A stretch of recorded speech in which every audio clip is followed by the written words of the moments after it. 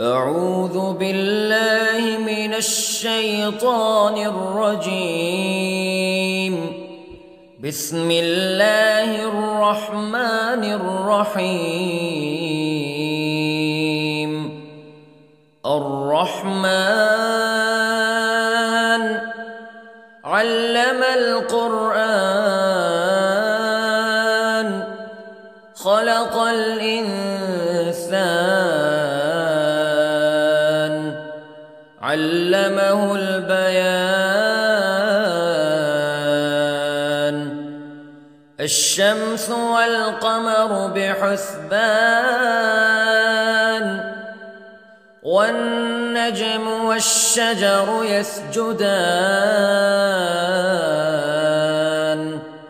والسماء رفعها ووضع الميزان ألا تطغوا في الميزان وأقيموا الوزن بالقسط ولا تخسروا الميزان. والأرض وضعها للأنام فيها فاكهة والنخل ذات الأكمام والحب ذو العصف والريحان فبأي آلاء ربكما تكذبان. خلق الإنسان من صلصال كالفخار وخلق الجان من مارج من نار فبأي آلاء ربكما تكذبان. رب المشرقين ورب المغربين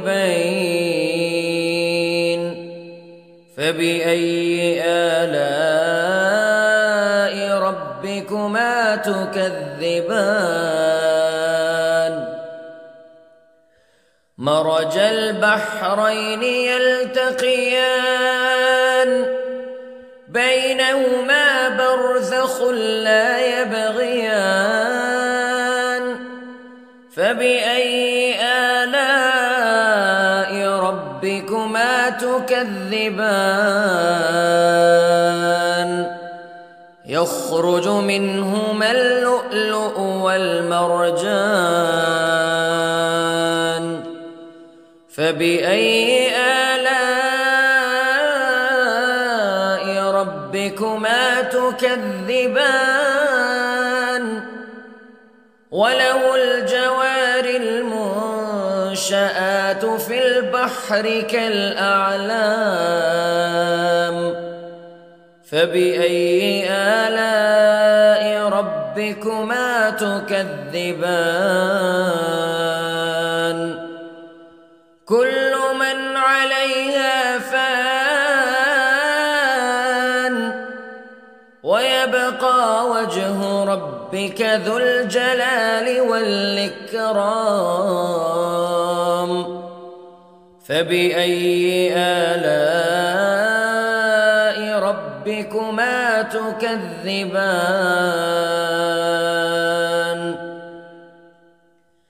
يسأله من في السماوات والأرض كل يوم هو في شأن فبأي آلاء ربكما تكذبان. سنفرغ لكم أيها الثقلان فبأي آلاء ربكما تكذبان.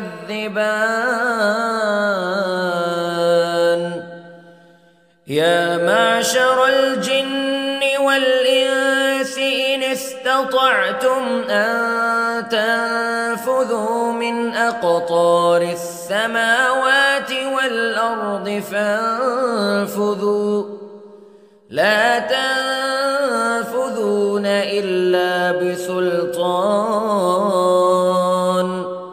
فبأي آلاء ربكما تكذبان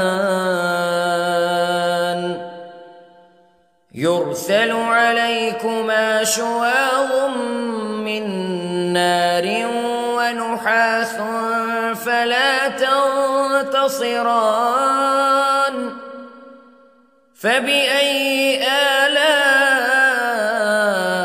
ربكما تكذبان فإذا انشقت السماء فكانت وردة كالدهان فبأي آلاء ربكما تكذبان فيومئذ لا يسأل عن ذنبه إنس ولا جان فبأي آلاء ربكما تكذبان يعرف المجرمون بسيماهم فيؤخذ بالنواصي والأقدام فبأي آلاء ربكما تكذبان هذه جهنم التي يكذب بها المجرمون يطوفون بينها وبين حميم آن فبأي آلاء ربكما تكذبان ولمن خاف مقام ربه جنتان فبأي آلاء ربكما تكذبان ذواتا أفنان فبأي آلاء ربكما تكذبان فيهما عينان تجريان فبأي آلاء ربكما تكذبان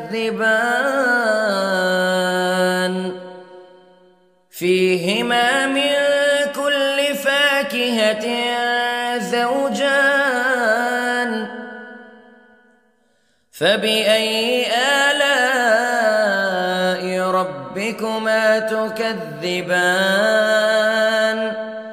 متكئين على فرش بطائنها من استبرق وجنى الجنتين دان فبأي آلاء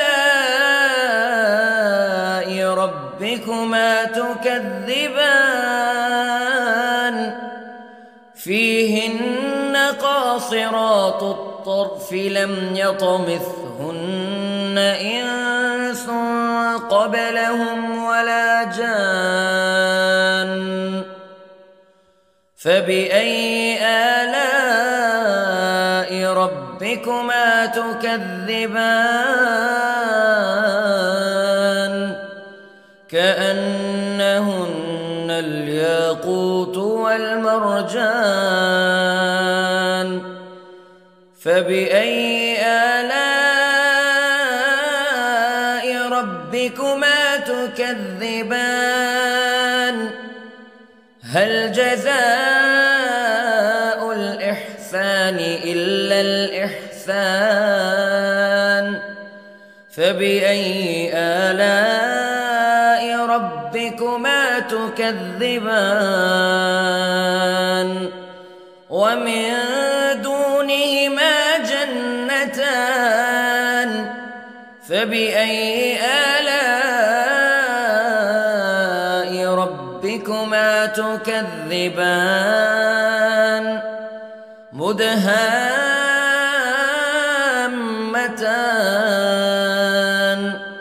فبأي آلاء